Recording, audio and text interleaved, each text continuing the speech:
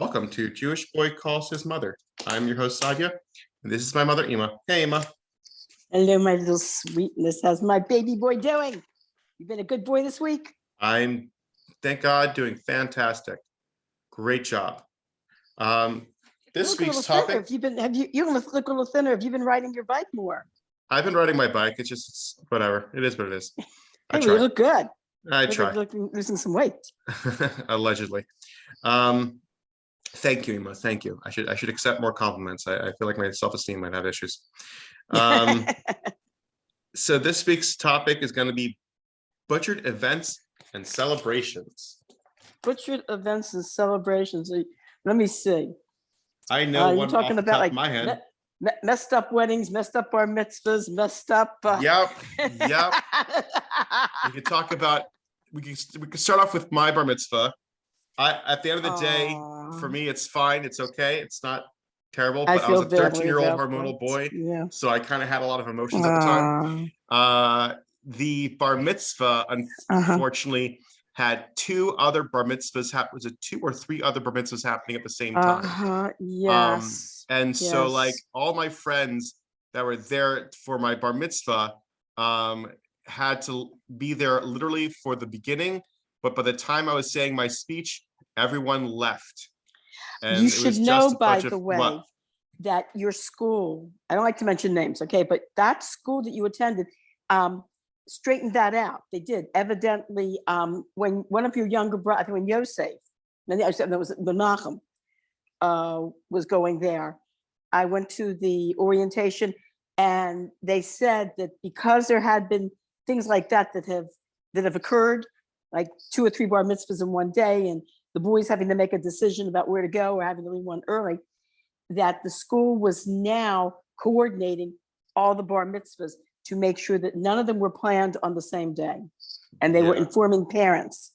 They were actually sending calendars out to parents. And if there were 2 that were planned on the same day, would send the first boy. I assumed the way they did it was that the first boy that took that date had it, and that they informed the other parents of that day that there was already a bar mitzvah on that day. Can you please, pick another day? But that was, thank God, that was straightened out. Yeah, as a kid, I was very upset. Looking back, like whatever, it is what it is. It's life. I met a man. I was taking conversational Hebrew, and there was a man in my class who, an older gentleman, who was bar mitzvah during the 1930s. And at the time, he was, of course, his mother was widowed, 1930s, I don't have to tell you, Great Depression. And he said the way his bar mitzvah was celebrated was that his mother sent him a cake, and he got to cut it up and share it with the other boys in the dormitory of the yeshiva he was attending.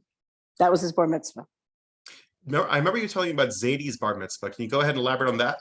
Oh boy, yeah, I think we spoke about that a couple of times. Yeah, I know we mentioned it once, but it's okay. We can mention it again. No, it's okay. We don't have to do a callback. Well, actually, what happened was I remember when you were upset about the way your bar mitzvah turned out. I told you about Zadie's, and then you said, maybe my bar mitzvah wasn't so bad after all. It was what happened was his father. I understand his father at that time had a store. And his father said, sorry, he couldn't close the store. And so his grandfather, I don't know if it was his paternal grandfather or his maternal grandfather, I think it was his paternal grandfather, took over the plans for the bar mitzvah. In those days, they didn't have any kosher catering halls per se. So the majority of the Jews would have their simchas in the social hall that was part of a hospital. Imagine how germy that was. But anyway, so what happened was, first of all, at the bar mitzvah, you had all these men who were obviously European, very yeshivas trained, and my father was an American boy, and he would start reading the mafter, and he would stop just to catch his breath. And the rest of the men thought that he didn't know it, and they would go ahead and start reading it for him. And he would try to, and he would try to tell them, "Hey, no, I'm just trying to catch my breath." he says they read it very, very quickly. Then when it came time for him to close the Aron HaKodesh, it was there were 2 cords to a curtain. This man hands him these 2 cords and speaks to him in Yiddish, which my father barely understood. So my father pulled one of the cords and it opened the curtain even more. So he pulled the other one and it opened it even more. So instead of the man being patient and showing him patiently, here, this is how you coordinate the cords, the man just angrily grabbed it out of his hands and shut and just pulled the cord himself and shut the Aron HaKodesh, the curtain. And when I heard that, I was so outraged how that honor was taken from my father at a young age, that somehow I think about that man and I cannot imagine any good karma coming down for that guy as a result of that. I mean, I'm sure he did not bring down good energy for himself. Then when they went to the reception, while they were eating, the head nurse comes in, and I think she was anti-Semitic, and she started to yell at everybody for leaving cake crumbs on the floor, for dropping cake crumbs on the floor while they were eating. So my father, Zadie, came over and started yelling at her, and they got into a shouting match, and people got embarrassed and left. Oh, wow. I have this theory that everybody's bar mitzvah is terrible in some way. And it's part of becoming a man, where you have to just accept that life just sucks and you have to work through it. Because I was thinking about it as you were talking, and I know Yehuda's bar mitzvah, he had to shovel snow on his bo bayom. What happened was, it was right before his bar mitzvah that morning was an ice storm, snow and ice storm. So your father, it was too late to cancel. So your father and, one of our very good friends went out to the parking lot with shovels and ice, and they took care of the whole parking lot. And just as they finished, the sun came out and the temperature shot up to I think the 50s or something, and everything just melted. Oh God. It was like right before the bar mitzvah. And but the Yudalem's bar mitzvah was your older brother's bar mitzvah was it was nice. It was very Hamish. I mean, my relatives were there, and I have a good relationship, thank God, with my cousins, my relatives. So I was I was going around from table to table and sitting and talking to them. Also, we didn't have a lot of money in those days, so we hired a woman who was had a part-time catering business, and we bought the food, and she prepared it in the kitchen there. And then we hired these teenage girls, I think they were friends of your older sister, to come and to wait on the tables. And also I helped. If I saw that there was a table that needed something, I was walking around also making sure that all the tables had everything. And my cousins were laughing and they were teasing me. They go, waitress, come here, please. They were joking around with me. So after the bar mitzvah, when we were saying goodbye to everybody, one of our friends who's from her, came over to me, and she said she couldn't get over the wonderful relationship that I had with my non-religious cousin. She says they got up, they danced, they laughed, they enjoyed themselves. You were sitting there, you were talking to them, and they were talking to you. And I said, yes, thank God, Baruch Hashem. It's I do have a good relationship with them. They're nice, decent people. Yeah. Another bar mitzvah I was thinking about was Yosef's bar mitzvah. It was the summertime, and that was always something where it was frustrating with the summer. And it was in Columbia, in the Camp Gan Yisrael campus of Columbia, and there were some issues. I'm trying to remember, but I think the main thing was the fact that I'm trying to think back. What issues were there? I kind of forgot. Was there something with the kitchen? I believe I have in the back of my mind there was something that was with the kitchen that we had to straighten out, or something that or the food was in one building and we had to take it to the other building. I remember walking from building to building. I remember there being an issue. I remember there being problems. I think I had to do with the fact that it was the summertime. His friends were, not a lot of his friends were there. They go to summer camp. Summer birthdays are always kind kind of junky. Was it like one time? I think we talked about this like on another podcast, another episode. But it was like you didn't realize it was Yosef's birthday until end of the day, where it was like he had a friend over and everything like that. I'm trying to think. I think was it his or yours? I don't think it was mine. I think it was yours. Yeah, what happened was it was really funny. It didn't right. What happened was his friend, he had some friends that came over. And so I had an idea. I took them all out for ice cream, just the spur of the moment. Let's go out for ice cream. Yeah. And then on the way back, this is when Hollywood Video was there. It was where the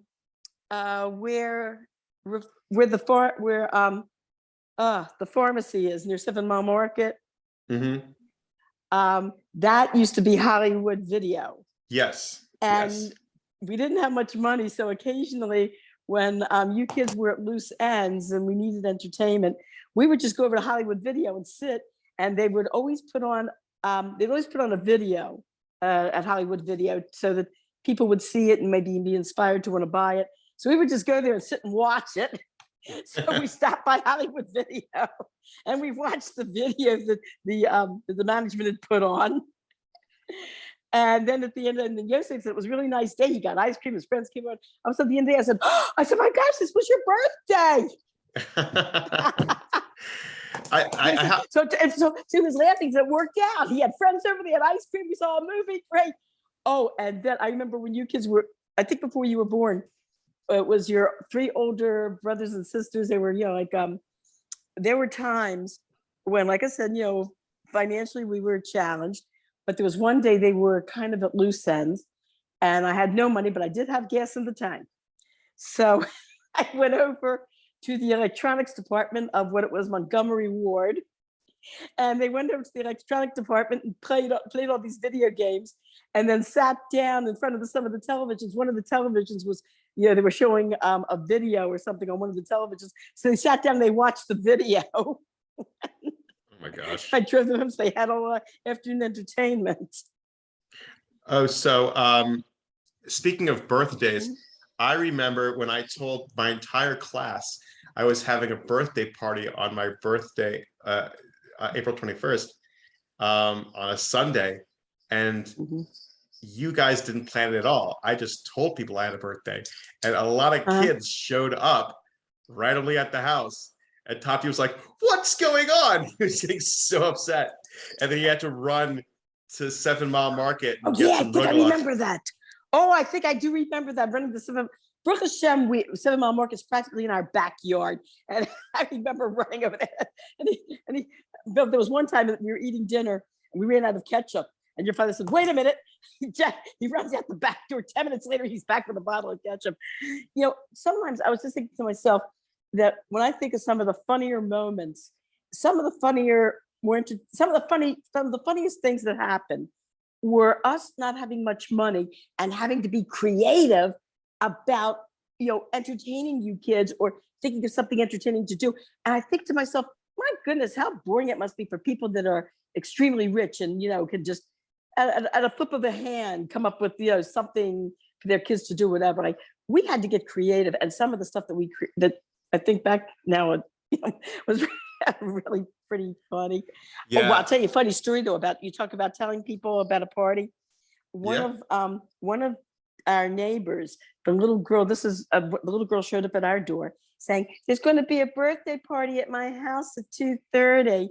And I said, okay. And so I thought to myself, well, that's strange. I didn't hear from the mother or anything. So this little girl went all around the neighborhood, house to house, inviting everyone. So I decided I better call her mother. I was at the bedroom. Our bedroom was on the 2nd floor. So I'm looking at my window, my second story window, watching all these neighborhood children literally converging, coming down the main drag there. I called this woman. I said, do you know that there's a birthday party at your house now? She goes, what? And I said, yes, your little girl went all over the whole neighborhood, inviting everybody. And I'm watching from my bedroom window as everyone is coming down the block. And so she says to me, thank you. And hangs up the phone very quickly. 2 seconds later, I hear her door burst open and I hear her yell, no! I was going to say another catastrophe at a bar mitzvah was Ben Nachman's bar mitzvah. Everything went great, but the videotape was lost. I know.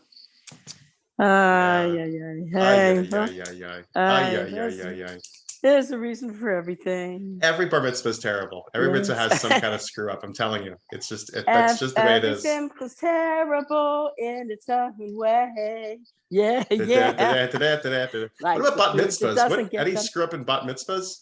I think was Pesci having a. Oh yeah, no, Pesci was a lot of fun. In fact, your cousin showed up with her new Jeep Cherokee. I remember that. Yeah, that was always and Pesci had she had the Mexican one. She had the pizza and she had the cotton candy, and Sturny had the Chinese food. Oh, there was one party that I feel very badly about though. Sturny's, I think 6-year-old party. Okay. I didn't want a big crowd. Usually we would have a big party at 3. We would have a big party at 9. And then we wouldn't have a big party till the girls got bas mitzvah. So she was 6 years old. So I told her just to invite a small group of friends, which she did. And one by one, nobody came. Oh, wow. Finally, at the end, 2 people came. And one of them, the mother pulled the kid out, after 10 minutes of the party with the excuse that she had to go buy her shoes. And the other kid stayed almost, to the end to keep her company. So I'm, me, am I the type of person to let things go? There's a reason why we're all in therapy, Emma. Yes.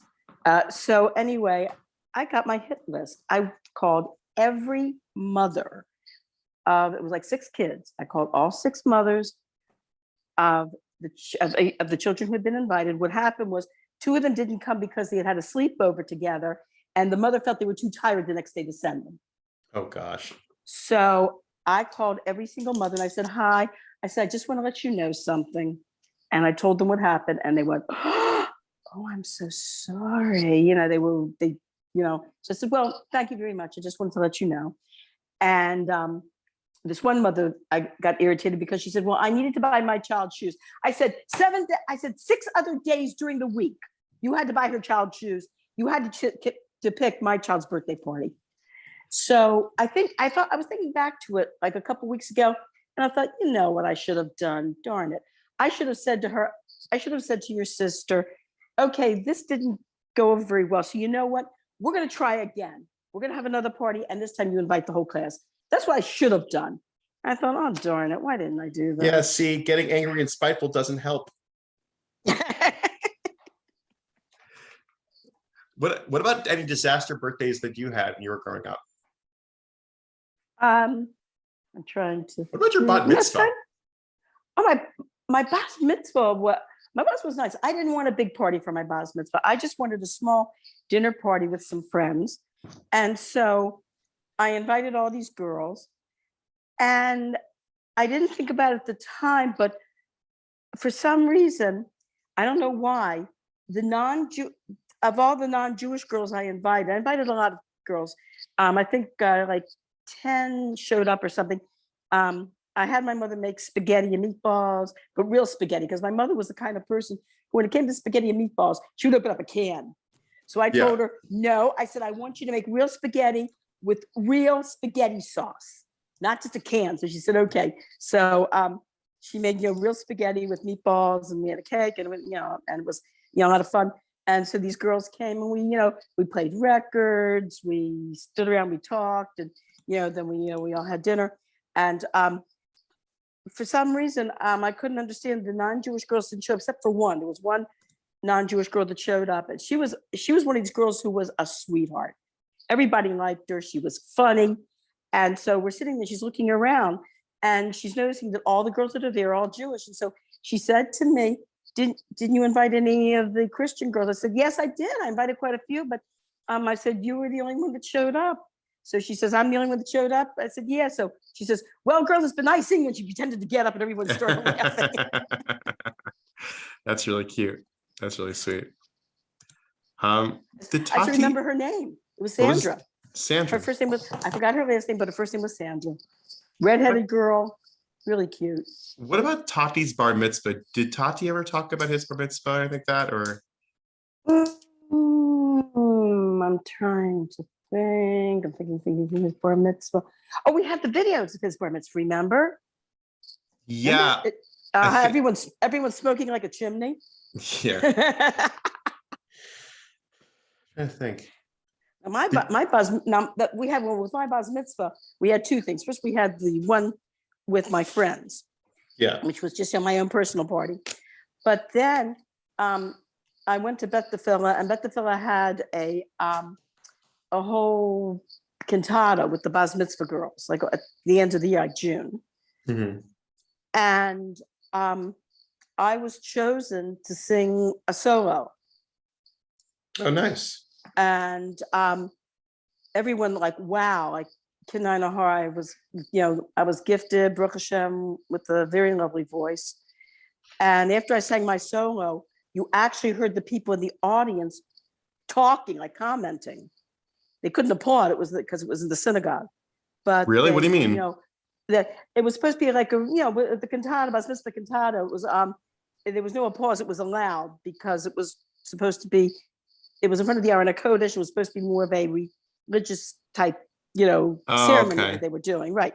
So they didn't want anybody applauding, but you could tell. And then when the principal gave out the certificates and he announced my name, and he didn't just announce my name, he said, "Our little nightingale." Oh, that's sweet. Yeah. So then when I got home, my mother had this big, like open house party for family and friends.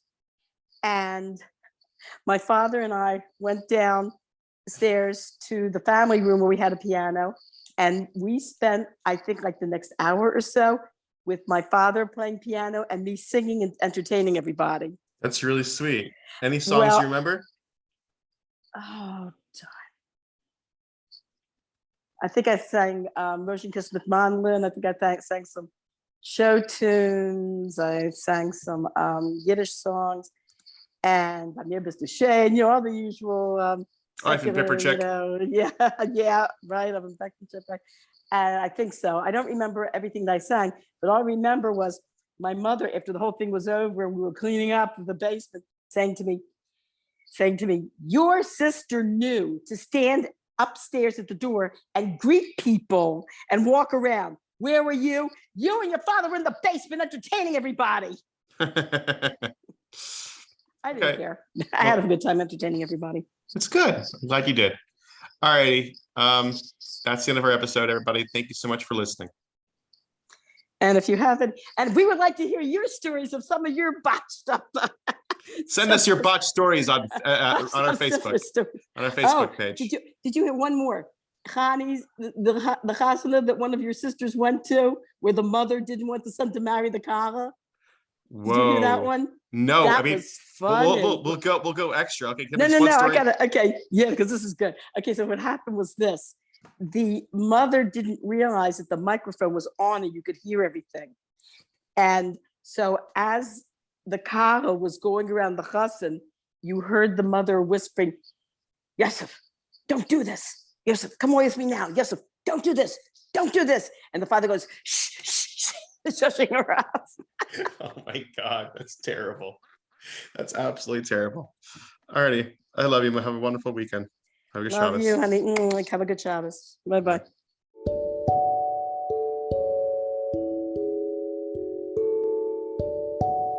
Thank you for listening to this week's episode. You can find us on YouTube and Facebook at Jewish Boy Calls His Mother. I know you would like it, and my mother would too.